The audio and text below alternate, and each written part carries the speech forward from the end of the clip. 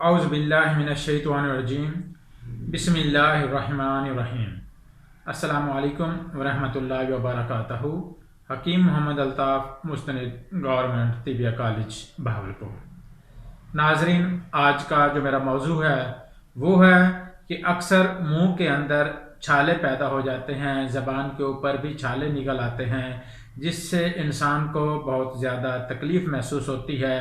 اس سے کچھ کھایا پیا بھی نہیں جاتا، کیونکہ چھالوں کے اوپر جو چیز بھی لگتی ہے تو انسان کو درد ہوتا ہے۔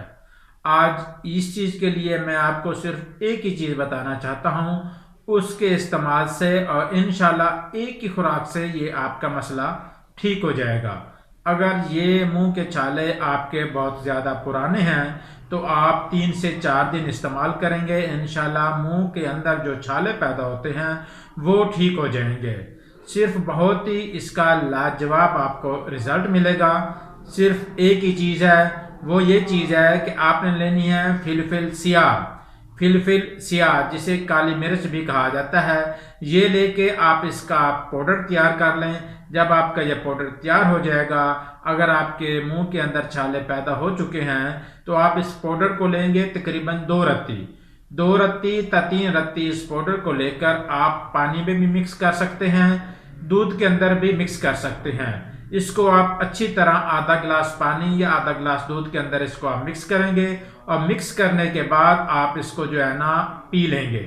پینے کے انشاءاللہ چند منٹوں کے بعد آپ کے منہ کے اندر جو چھالے ہوں گے وہ انشاءاللہ آہستہ آہستہ ختم ہونا شروع ہو جائیں گے۔